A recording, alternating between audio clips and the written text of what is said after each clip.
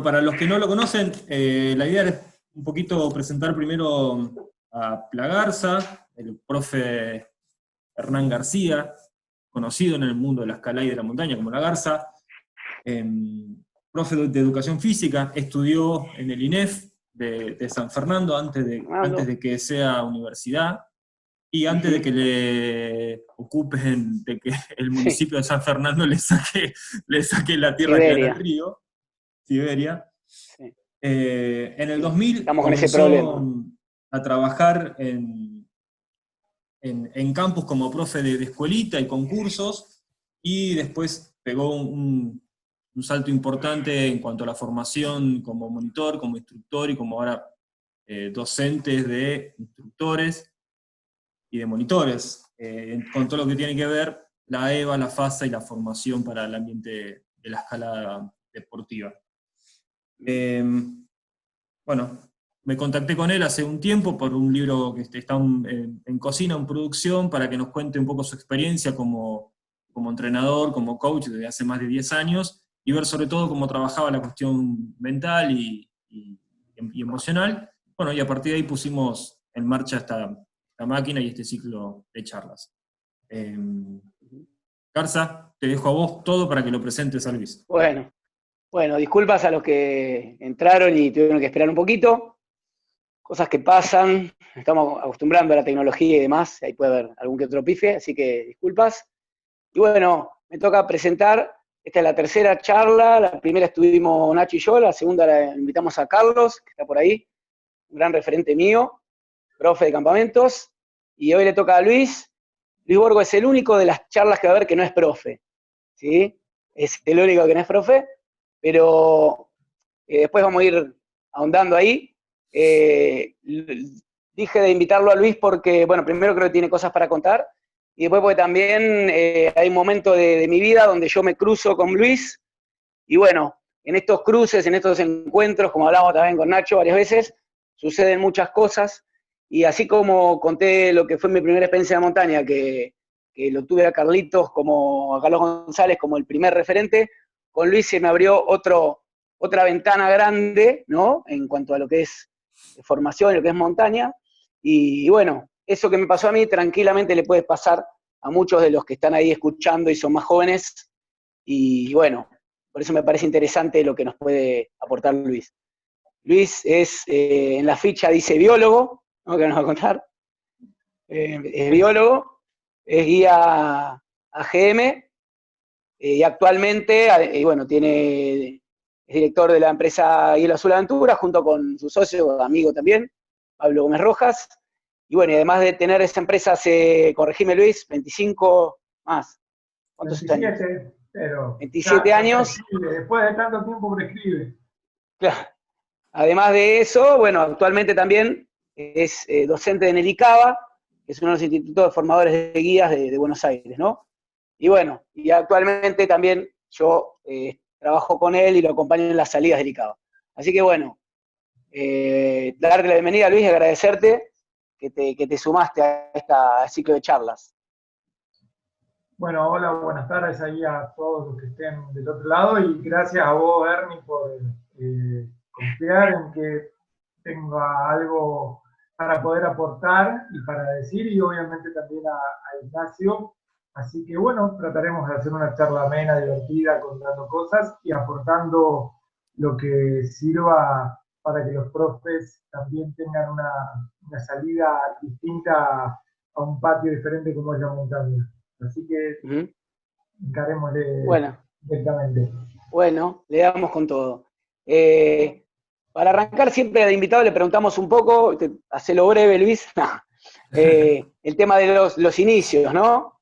El tema de los inicios, y después, porque me parece que es un momento también en los que muchos jóvenes que están escuchando, donde estoy entrando al profesorado, o donde recién salí, ¿no? Y por ahí tengo, el primer momento sería como el definir mis objetivos, o hacia dónde el rumbo, ¿no? Entonces, tus inicios, contame vos, ¿cuándo te recibís de biólogo? ¿No? Más o menos en qué año, y qué sucede después, cómo te vas volcando a la montaña. ¿Empezó con tu práctica personal o mientras estabas cursando ya salías? ¿Cómo fue esa etapa, ¿no? Entre la biología y empezar a definirte la montaña. Mirá, yo entré ahí a estudiar biología en el año 85 y terminé la carrera en el año 92 y bueno, estaba desde el año 90 aproximadamente, estaba trabajando como biólogo en la UBA y en realidad lo que hacíamos con amigos, entre los cuales está Pablo, que es mi socio en Mundo Azul, nos íbamos en los veranos, en los fines de semana, salíamos a caminar en la montaña, después empezamos a escalar, a trepar en la palestra de cenar, curso de roca, curso de hielo, y de a poquito como que te va motivando la actividad, querés más, querés hacer más cosas, te va gustando, y aproximadamente en el año 94, 93, 94, de alguna manera, no me preguntes demasiado por qué, porque es una incógnita, se nos ocurrió que podíamos llevar gente a hacer estas actividades a la montaña para que las disfrute como las disfrutábamos nosotros y con un claro objetivo que era después nosotros aprovechar y poder quedarnos haciendo más cosas, o sea, tener un trampolín para poder quedarnos más tiempo del que hubiéramos podido quedarnos con los castillos placos que teníamos en esa época. Ese fue el arranque y rápidamente entras en un poco de el canal de profesionalización hasta que finalmente, bueno, en el 2000, 2001 hago el curso de guía de montaña, pero ya veníamos trabajando con Hielo Azul. Ajá.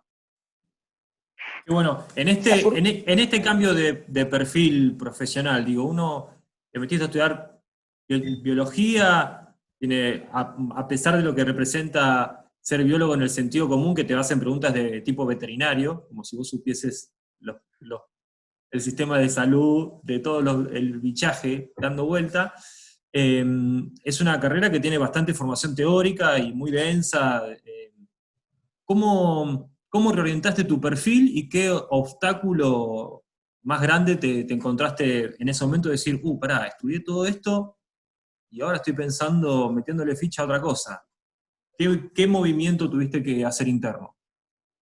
A ver, por un lado, hay veces que la vida te va condicionando y te va llevando, obviamente, a mí la actividad de montaña cada vez me gustaba más, me gustaba en lo deportivo y me empezaba a gustar mucho en esta faceta de poder contagiar y comunicar a otra gente lo que a uno le gustaba hacer. Y por otra parte, en la carrera científica, por decirlo de alguna manera, empezábamos a tener, yo particularmente, digamos, menos oportunidades de crecimiento. Y bueno, en algún punto hubo que elegir. A mí me apasionaban las dos cosas. De hecho, la biología es algo que me sigue apasionando, que me sigue gustando. Digamos, yo en chiste siempre suelo decir que soy un ex biólogo, pero de alguna manera uno sigue siéndolo todo el tiempo. Mi orientación en biología era ecología, con lo cual siempre estuve ligado al campo, siempre mis trabajos estaban orientados al campo. He viajado bastante gracias a la biología, a hacer distintos estudios en terreno, o sea, no era un biólogo molecular, estás mucho más abocado laboratorio, claro. Laboratorio, sino que como mi especialización era ecología, tenía bastante trabajo en terreno, con lo cual el paso desde ese lado no fue demasiado pensado. Y el otro paso que tiene que ver con la decisión, como te trataba de decir, estuvo bastante condicionado en la elección a lo que pasaba en ese momento con el sistema científico en Argentina. Claro. Así que al momento de decidirlo, no hubo mucho que pensar y nos volcamos a lo que nos apasionaba, que era la montaña. Bien, buenísimo. Yo hablé en el primer encuentro, ¿no? De ese momento de toma de decisiones como esa y de por ahí apostar. Ustedes, así como Carlos nos contó la otra vez que apostó, ¿no? Que empezó con 5 carpas en un departamento y demás, así como yo empecé haciendo de todo un poco, y el profe que por ahí arranca tiene las horas repartidas por todos lados, ¿no? Lo tuyo, usted fue también una apuesta, como que no siempre es fácil, ¿no? Y yo hablé, con Nacho hablamos en el primer encuentro del tema para el profe como un consejo, el tema de capacitación, por un lado, ¿no? La capacitación, vos de hecho fuiste a hacer lo que corresponde, y entre otras cosas que habrás hecho, hiciste el curso de guía, la capacitación, y por otro lado, que se da mucho, nosotros lo hablamos en el CABA, calculo que Gustavo en la EAM hará lo mismo, el tema de la capacitación para un profe o para un futuro guía, fundamental, y paralelamente como la experiencia, ¿no? O sea, los libros por un lado, los cursos por un lado, y esto de incitarlos a salir a la montaña, o en nuestro caso hacer experiencia como profe, ¿no? Como que una cosa sin la otra me parece que no va, pero también esto de, toda esa primera época vos hiciste una experiencia con tus viajes personales, que luego lo volcaste también, además de seguir en los viajes. Quiero decir, ¿coincidís en esto de que son importantísimas las dos cosas? ¿O hacia dónde vas? O sea, en un perfil, ¿no? De ya metiéndote en alguien que trabajaría con vos. O en un alumno del ICABA, por ejemplo, ¿no? Evidentemente, las dos cosas, tal cual como vos lo decís, Ernie, las dos cosas son absolutamente indispensables. La teoría sin la práctica no existe, y solo formación práctica, sin capacitación. Dentro de la capacitación incorporar muchos conceptos teóricos nuevos, tampoco tendría mucho sentido. O sea, la escuela autodidacta hoy en día creo que no funciona, o no funciona como única herramienta. Me parece que la capacitación constante es necesaria, es importante, porque si no es como que te quedás también fuera de la línea de tiempo. En mi caso particular, lo que yo busco con el equipo de trabajo es gente que esté motivada, por un lado, a participar, a crecer, que tenga una relativa experiencia personal, que sepa con lo que se va a encontrar cuando sale al terreno, cuando va a la montaña, porque ha pasado mínimas situaciones, mínimas, no le estoy pidiendo nada extraordinario, pero por lo menos mínimas situaciones de estrés, que son las que te hacen tomar decisiones y saber si estás preparado para tomarlas correctamente. Y por otro lado, obviamente la capacitación, pero insisto, que vos tengas todos los pergaminos y después no los hayas de alguna manera revalidados saliendo al terreno, es como que te deja con la mitad de la situación cubierta. Hay una parte de un flanco que todavía tenés descubierto. Y cubrirlo únicamente cuando ya estás trabajando, cuando ya estás haciendo la actividad en montaña, por ahí no, es un aprendizaje medio forzado que te puede conducir a errores. Y sabemos que en la montaña muchas veces el margen de error que tenés es limitado, porque de ahí al accidente hay un trecho muy breve, ¿no? Luis, estoy pensando para los profes y estudiantes de educación física que por ahí se proyectan asistiéndote en alguna salida, para que puedas contar algunas situaciones de riesgo que has vivido en tu experiencia, ya sea acá o haciendo trekking en otro lado o guiando en otro lado, y bueno, cómo la lograste resolver con el equipo que tenías, sobre todo con el personal humano. Sí, a ver, imagínate, en determinada cantidad de años que uno lleva saliendo, ha habido bastantes situaciones, uno trata de minimizarlas, y los riesgos pueden ser distintos. Uno por ahí tiene muy asociado el riesgo al accidente de montaña, no sé, te lleva a una evacuación, a un rescate, y muchas veces las situaciones que tenés que atravesar son bastante menores, pero no por eso fáciles de resolver. Muchas veces el riesgo está en que tengas un trekking y no te vengan las mulas, los arrieros, entonces tengas que improvisar cómo resolver esa situación que te genera estrés, que te genera disgusto en la gente, y que te genera tener que salir a buscar una respuesta rápida, que la respuesta no siempre está a la altura de lo que vos quisieras estar brindando, porque no siempre tenés al lado otro mulero que te reemplace la situación, Digo eso como te puedo plantear determinadas situaciones que están vinculadas con cuestiones logísticas, ¿sí?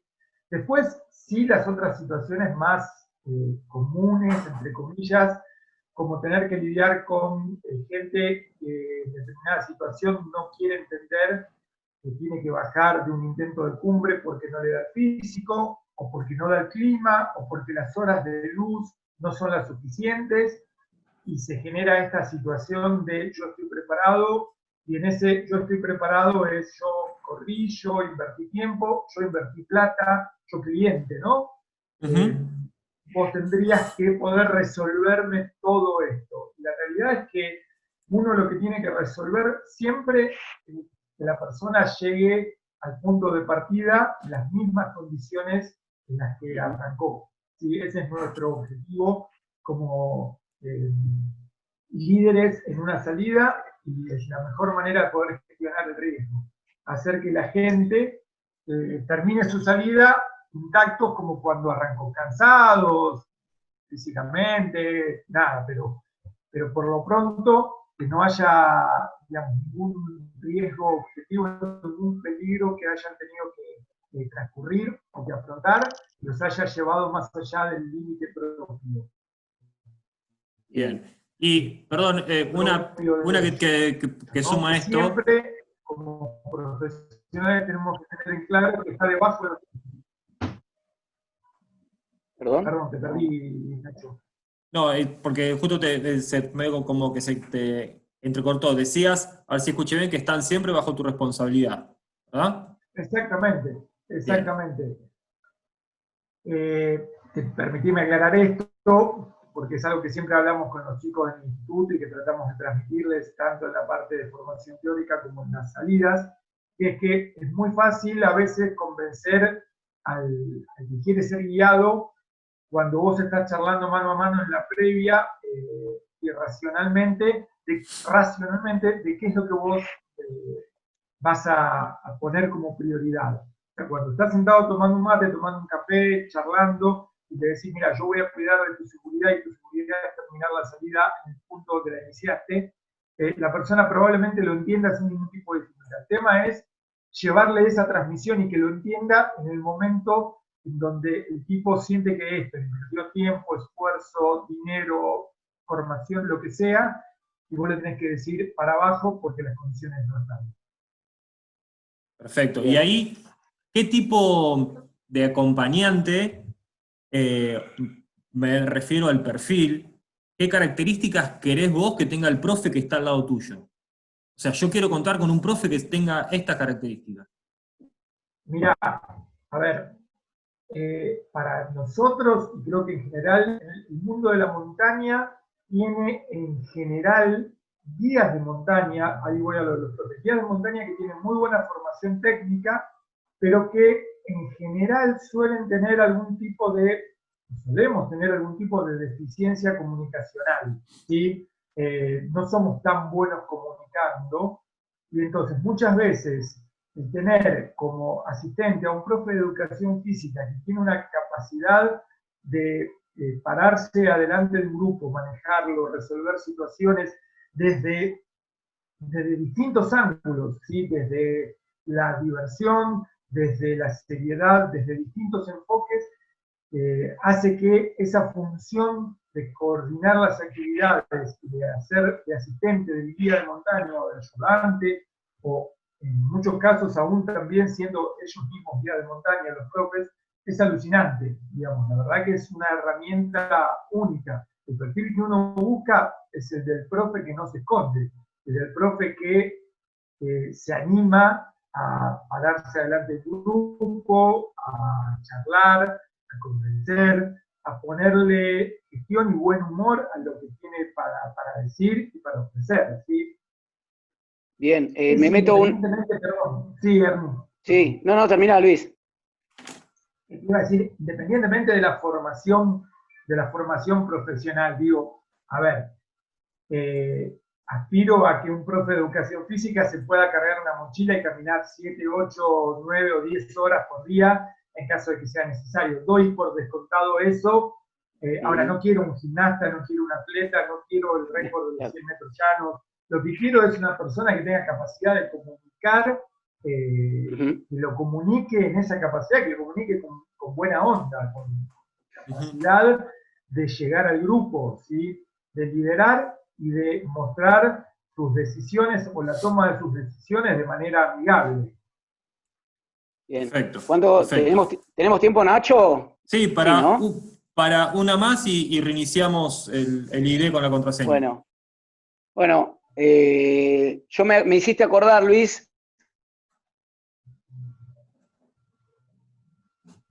Para Garza, que se te fue el audio, a ver ahí. Perdí el audio, a ver si. Estoy reiniciando. ¿Ahí estoy? A ver ahí. Sí. ¿Ahí estoy? Ahí bien. Sí, ahí te escucho. Me acordé, me lo voy a contar rápido, Luis, me acordé con lo que dijiste. Nosotros nos cruzamos en el 2005, yo estaba cruzando la GM, y dio la casualidad que Luis era uno de los directores del curso, uno de los módulos. Bueno, termina ese módulo, volvemos a Buenos Aires, yo me acuerdo, voy a contar en intimidad, le debía 80 pesos al socio de Luis, ¿no? Y voy a la empresa a devolverle esos 80 pesos, me tomo unos mates con ellos, y ahí me estoy por ir, y Luis me dice, quédate, sentate, Garza, y bueno, empezamos a charlar, y ahí ellos me ofrecen empezar a trabajar con ellos, ¿no? Yo en ese momento era profe, no era guía y demás.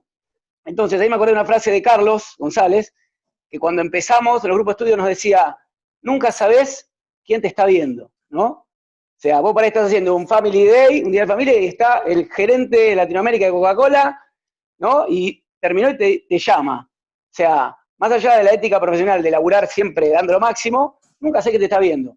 Y bueno, a mí, en ese momento, ellos me ofrecieron trabajo, y estuvimos trabajando como 11 años juntos, y bueno, hablé después hablando con Luis, yo en ese momento, aparte fue hace 15 años, yo obviamente, seguramente tenía menos currículum técnico que varios de los que estaban ahí, ¿no? Pero o sea, ¿por qué me eligen? Me parece que va por ese costado, lo que decía Luis, humano del profe o comunicacional, ¿no? ¿Me equivoco? No, en absoluto. O sea, bueno, viene lo hemos por charlado un montón de veces. A ver, para la parte técnica, no es que no tengas capacidad técnica, vos sabés. No, pero digo. Vos tenés capacidad técnica y los profes, insisto, doy por descontado una base técnica. Por supuesto. Que todos van a cargar una mochila. El plus es el plus que muchas veces. El plus, de eso hablo. Ese es el plus, que muchas veces no tenemos, incluso los que no tenemos una formación desde el lado del profe, los que la fuimos ganando en la vieja escuela, esta de la cual digo, funciona, pero en algún punto también tenés que capacitarte, por lo pronto capacitarte en otros aspectos. Yo a esta altura no me voy a hacer profe de educación física, pero he aprendido mucho observando cómo funciona la dinámica de los profes de educación física. Creo que mucho hemos aprendido. Y a lo que voy es esto que vos decís, es ese plus que te da el saber que podés dejar en manos de la otra persona un grupo y una charla que van a estar contenidos, que vas a saber qué decir, cuándo decirlo y cómo decirlo. Y muchas veces es lo que puede llegar a fallar en la comunicación de muy buenos días de montaña, que son lo que llamamos nosotros internamente en la jerga, son cortos por ahí en cuanto a la comunicación. Técnicamente son excelentes, pero hasta están tan sobrados que muchas veces lo que cuesta es visualizar cuál es la brecha que hay entre ellos, como guías de montaña, y los guiados. ¿Sí? Que es algo en lo que nosotros también con la hermana hacemos mucho hincapié en ICABA. Chicos, tengamos en cuenta que siempre hay una brecha entre nosotros como guías y las personas que están siendo guiadas. Y esa brecha no hay que dejar de verla, no miremos a los clientes con nuestros propios ojos. Lo que para nosotros es un paso en donde saltás sin mirar qué hay abajo, para el cliente probablemente sea un abismo donde hay abajo una fosa con cocodrilos. Nada. Así que sí, ese plus es único. Me parece súper bueno esto de que en realidad una capacidad de liderazgo, que seguramente con Hernán charlamos un poquito para que conversemos, parte de una muy buena empatía, ¿sí? Pero para que lo conversemos después en la siguiente sesión, porque se está por cortar esta, así que corto y vuelvo a levantar. ¿Te parece bien? Perfecto, dale. Mismo Vamos ID con y misma contraseña. Perfecto, ahí Dale. entramos de vuelta entonces. Dale. Dale. Otra vez, antes de que me olvide, te decía, digo, parte del trabajo de guía, seguramente la cuestión del liderazgo es algo, un eje fundamental. Digo, ¿qué te parece que cuáles son las características primordiales que para vos debería tener un buen líder de grupo? Bueno, a ver, básicamente me estoy acordando de lo que hablamos con los chicos en las clases de Cava. Básicamente poder transmitir seguridad, poder transmitir confianza y poder transmitir límites. Son las tres cosas que debe tener un buen líder, ¿sí? Seguridad de que en todo momento las situaciones van a estar controladas, confianza de que las decisiones que estás tomando como líder son las correctas, y límites para poder decir, hasta acá llegamos, esto sí. ¿Qué querés, amor? Vos querés sushi nomás. Cuando una persona del grupo está manifestando su acuerdo con lo que está recibiendo.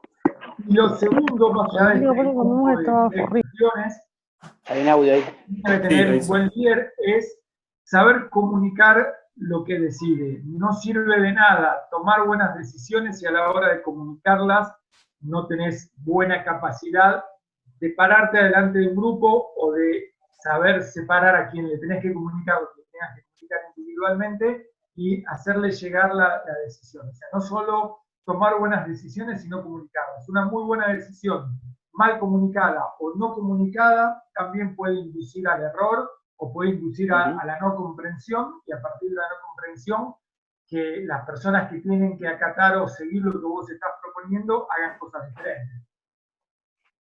Súper claro, y de hecho hay varios puentes con la comunicación y la seguridad en la escalada, ¿no? Cuando hablamos de eso es fundamental, y por eso está importante el esfuerzo que está haciendo la EVA y la FASA para unificar criterios de diálogo y demás, porque si no vas acá, cada región en Tucumán tiene una forma de decirte autosegurado, libre, gracias, bueno, venga, te doy un mate cuando bajés, vas a otro lugar, tiene otra mística. Entonces este criterio de unificar y de la comunicación para la seguridad me parece que es algo fundamental en la efectividad de riesgo. Muy bien. Totalmente, me hiciste acordar, perdón la digresión, muchos años atrás, escalando en Gigantes, en la época en donde se podía entrar tranquilamente y sin restricciones, que estabas escalando y escuchabas las comunicaciones de las jornadas, y cada jornada tenía una comunicación distinta. Entonces más o menos sabías si el que te estaba diciendo algo era tu compañero, porque ya sabías de qué manera se iba a comunicar ese compañero. Pero escuchabas en la pared había 30 acordadas y 30 maneras distintas de asegurado, voy, venga.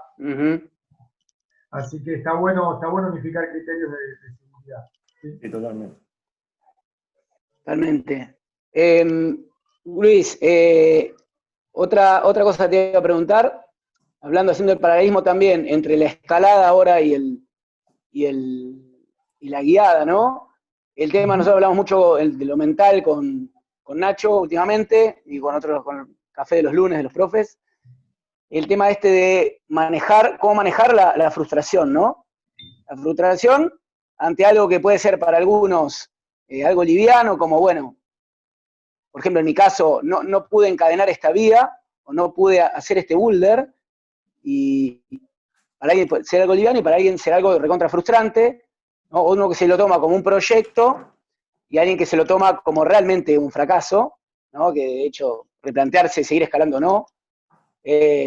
¿Cómo manejás los casos? Porque cuando sale todo bien, está bárbaro, cumbre, foto y demás.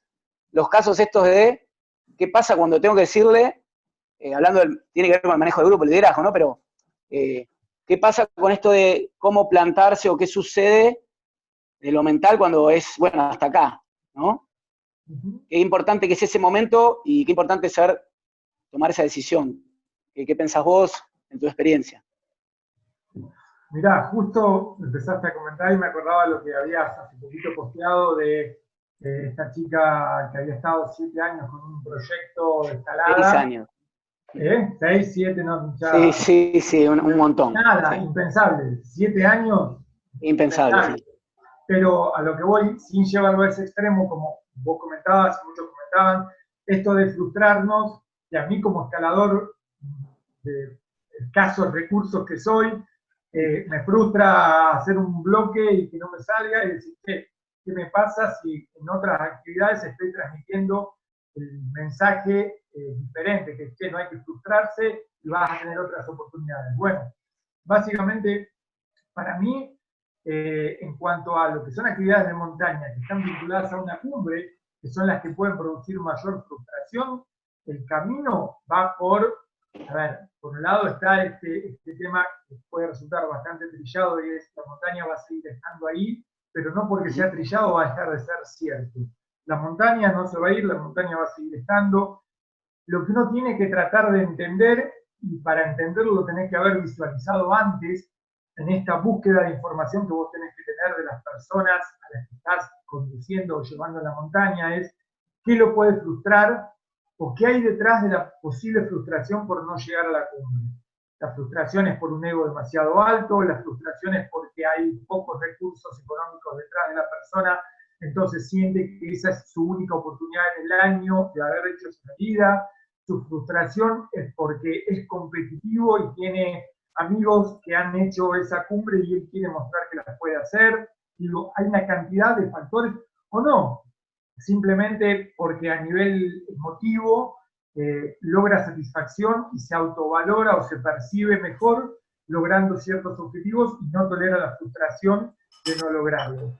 Si vos tenés esa información, con esa información podés encarar de distintas maneras cómo resolver esa situación. Si vos sos un tipo que tiene una única chance cada 2, 3 años de salir a la montaña porque tiene pocos recursos económicos, te vas a decir, bueno, mirá, la montaña va a seguir estando ahí, y sos candidato a la puteada, y está bien que seas candidato a la puteada, porque esa persona en realidad se está frustrando, porque por más que la montaña esté ahí, a él le va a costar muchísimo volver a la montaña.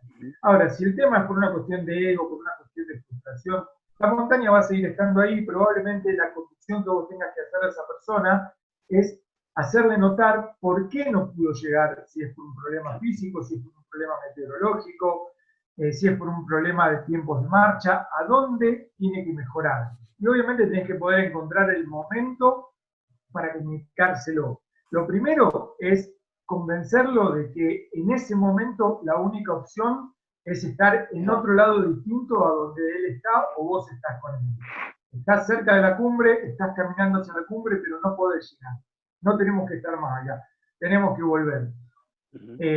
Fácil, no es fácil, digamos, siempre ponemos como ejemplo en las charlas el histórico y famoso caso del accidente de Everest, en donde, entre otras personas, muere el guía neozelandés, ¿sí? Bob Hall. Bob Hall, del 96, sí. Del 96, que por de alguna manera satisfacer a un cliente que por segunda vez estaba yendo a una montaña a la que ya ir una sola vez es un parto, económicamente, en preparación, por más, digo, si vas como turista, por más que vayas con oxígeno, que vayas con yerba, estás unos cuantos escalones abajo y no solo económicamente, sino físicamente y demás, debe ser un esfuerzo importantísimo. Entonces, tener que decirle a una persona por segunda vez, no en el Lanín, no en el Champaquí, en el Everest, que tenés que bajar, no debe ser fácil. Evidentemente, no poder manejar esa situación terminó por una cadena de errores derivando en un accidente. Nos puede pasar a todos. Lo que hay que saber es cómo comunicar el no ese y después abajo, cuando ya estás tranquilo, no quedarte en el no que en ese momento puede haber sonado autoritario, porque vos tenés que gestionar que la persona baje y que no haya demasiado espacio para duda en ese momento. Darle una explicación un poco más tranquila, más relajada, convencerlo de que puede volver, darle alguna pauta de si se tiene que preparar mejor, si es una cuestión climática, reforzarle el concepto de que en realidad en la montaña el clima muchas veces nos condiciona, como hablamos ahora en estos tiempos de cuarentena, la sensación de que hace 80 días los que nos gusta la montaña estamos en el campo base y cultivamos la paciencia. Bueno, cultivar la paciencia. la gente a la que le gusta salir a la montaña, por más que lo haga como divertimento, tiene que saber cultivar la paciencia, y tiene que en ese cultivo de la paciencia darse cuenta que no siempre va a lograr el objetivo. Al contrario, si vos siempre lográs el objetivo, es como que cuando te toque no lograrlo, la frustración va a ser altísima, muy, muy grande. Luis, hablabas recién del Everest, del viaje, y tenemos el video acá de la empresa tuya. Contame un poquito cómo fue esa experiencia mientras vemos las imágenes acá. Bueno, a ver, desde lo personal fue una experiencia increíble porque, no sé, desde chico siempre la sensación que tuve era que cuando pudiera en algún momento de mi vida quería ir a dar la vuelta a los Annapurna. Y esa sensación era similar a la que tenía Pablo, que es mi socio, y con el que somos amigos desde tiempos inmemoriales, desde que teníamos 8 o 9 años. Siempre tuvimos ese ideal. Y a nivel empresa, haberlo logrado con la empresa, haber logrado llevar un primer grupo, ser, si no la primera, una de las primeras empresas de turismo, aventura en Argentina, que el destino de Pablo empieza a trabajar como destino de aventura, la verdad que nos llenó de orgullo. Y como experiencia, insisto, ir a dar la vuelta a los Annapurna es algo que les recomiendo a cualquier persona que pueda hacerlo, digamos. Que lo haga por su cuenta, que lo haga con nosotros, que lo haga con otra empresa, no importa, no pasa por ahí. Me parece que es una experiencia única dar esa vuelta desde lo cultural, desde lo que tiene que ver con la montaña, desde las similitudes inmensas que hay con todo lo que es nuestro universo andino, Perú, Bolivia, las convergencias culturales, no, impresionante, la verdad que es algo que si no lo vivís, resulta bastante complejo poder describirlo solamente en palabras. Bien. Vamos para la última pregunta, Nacho, ¿la haces vos siempre? ¿O vamos con las preguntas primero? No te escucho. Acá hay una pregunta de Tatiana que dice si la motivación es una función más del guía o tiene que ver netamente con el cliente. Luis, en función de tu experiencia, ¿qué le puedes decir? No, el guía tiene que ser un constante motivador. Lo que pasa es que vos tenés que saber cuándo y cómo motivar. Siempre me gusta decir que no hay decisiones buenas o malas per se. Hay decisiones correctas en el momento adecuado. Entonces, si vos vas a motivar a una persona a seguir a la cumbre a los 10 minutos de haber arrancado a la madrugada, y la persona te dice que no da más, que está cansada, que no quiere seguir, y vos la vas a motivar, le vas a decir, dale, vamos, que podés, probablemente estés tomando la decisión equivocada. Ahora, si te faltan 20 minutos para la cumbre, el clima está bueno, la meteorología te da la cantidad de horas luz para llegar a la cumbre y volver de modo seguro te da, lo tenés que motivar. Sí, parte de la motivación.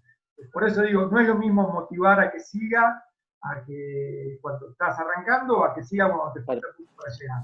O viceversa, si esa persona, vos ves que caminaste 2 horas, falta un montón, no puede más, y le tenés que decir que baje, en realidad lo que tenés que hacer es motivarlo a que mejore su situación, puede ser su condición física, puede ser su equipo, no importa, lo que vos visualices que tiene que mejorar para la próxima vez que ocurra, ¿sí? En eso está la motivación. Pero sí, muchas veces la gente termina llegando a la cumbre no por físico, sino por cabeza, que no es algo diferente a lo que nos pasa muchas veces a nosotros como montañistas. Todos los que estamos por acá, que vamos a la montaña, sabemos que sobre todo en jornadas de ascenso largas, lo que te lleva a la cumbre el último día tiene mucho más que ver con la cabeza que con las piernas. Las piernas van, en algún momento no dan más, pero si la cabeza va para adelante y empuja dentro de lo racional, sabés que esa motivación es la que te va a llevar. Entonces es lo mismo que tenés que transmitirle a los clientes todo el tiempo, la motivación de que lo va a poder hacer ahora, en ese momento, si evaluás que es ese momento, o en algún otro momento, pero no perder de vista, o sea, nunca frustrar a alguien y decirle, esto no es para vos, ¿sí? Perfecto, qué bueno. Acá hay una muy buena charla también, es una muy buena pregunta que hace Gustavo. En función de tu experiencia, ¿qué es más difícil guiar? ¿A un montañista novato o a un experto? Uf, Qué buena pregunta. qué buena pregunta. No, en realidad voy a reconvertir la pregunta. Un montanista, ¿qué es más fácil o más difícil? ¿Si un montanista creído o un montanista humilde? Porque muchas veces podés tener gente que físicamente es impecable, que tiene mucho conocimiento, que requiere del trabajo de un guía y que está dispuesta a respetar las decisiones del guía. El mayor problema es cuando una persona, ya sea con formación o sin formación, no está dispuesta a respetar las decisiones del guía. Te contrata por alguna pauta de seguridad que quiere tener o por algún reglamento, o como sea, pero supongamos por una pauta de seguridad porque en definitiva no le termina dando el piné para hacerlo solo, el piné es lo global, ¿sí? Por ahí las partes están bien, tiene el equipo, tiene la cuestión física, se orienta, pero en todo el combo le falta un valor agregado, y ese valor agregado se busca en el guía. Por ahí el problema está cuando tenés personas que, sabiendo o no sabiendo, si acudieron a vos para que gestiones su movimiento en la montaña, te cuestionan lo que vos estás resolviendo. Entonces, para mí, el problema pasa por ese lado, por el humilde o por el soberbio. He tenido clientes súper capaces, recontra humildes, en donde yo me sentía al lado de ellos y decía, escucha, ¿para qué contrata un guía de montaña a esta persona si tranquilamente podría estar haciéndolo casi de modo autónomo? Y con otras personas que decís, lo dejás acá es en el campamento del Salto, en Vallecitos, un día del sol, te das vuelta y no sabe cómo bajar, y el tipo cree que está a punto de subir desencordado y sin oxígeno el escalón. No sé si respondo a la pregunta, Sí, Gustavo, sí, perdón. perfecto. Me parece que un poco esa era la idea que tenía Gustavo. Uno asume que siempre la soberbia, el ego y demás vienen a ser unos obstáculos bastante complicados, ya sea para la escalada o para el montañismo.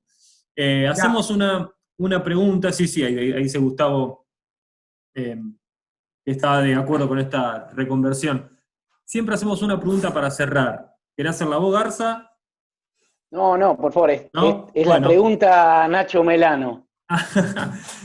Siempre a los profes le decimos, si vos tenés que resumir tu historia, esta es la historia de un profe que, es como un cuento, este es el inicio de un cuento, así que la vamos a reformular. Esta es la historia de un guía que, ¿cómo sigue ese primer párrafo de ese libro? Bueno, esta es la historia de un guía que nunca olvida cargar en la mochila al adolescente que lo soñaba. Qué bien. Bueno. Qué lindo. Bueno, gracias por compartir. Acá todos están diciendo, bueno, que hay una charla hermosa, lo cual comparto. En lo personal, un gusto conocerte y tener este intercambio tan ameno, Luis. La verdad que el agradecido soy yo, Nacho, también gusto de conocerte, esperemos que nos crucemos por ahí en algún momento, en algún muro, en alguna montaña. Y bueno, gracias a todos por participar y espero que humildemente la experiencia que les pueda haber transmitido sirva para los que están ahí del otro lado. Así que bueno, gracias a todos y gracias Nacho y Garza por la invitación. Bueno, muchas gracias Luis. Muchas gracias Luis por estar. Nos cruzaremos seguramente cuando termine todo esto. Y bueno, y como hacemos siempre, invitarlos para el jueves que viene, que va a ser la última charla de este ciclo, después veremos, pero este ciclo va a ser la última. Y el invitado va a ser que estuvo con nosotros, que es Gustavo Rodríguez, que va a cerrar un poco todos estos perfiles de profes. Gustavo es profe y bueno, como uno de sus sueños, en vez de una empresa, puso un muro de escalada, así que también va a ser una historia, y además es guía de montaña, y trabaja en una escuela formadora como Luis, pero en la EAM. Así que bueno, le esperamos a Gustavo también el jueves que viene, y a todos. y a todas. Muchas gracias. Bueno, nos despedimos hasta el jueves. Después, Charlie. Luis, te pasamos el videíto para que lo tengas y lo puedas compartir también. Dale, ¿Sí? buenísimo, así lo compartimos otra vez. Dale.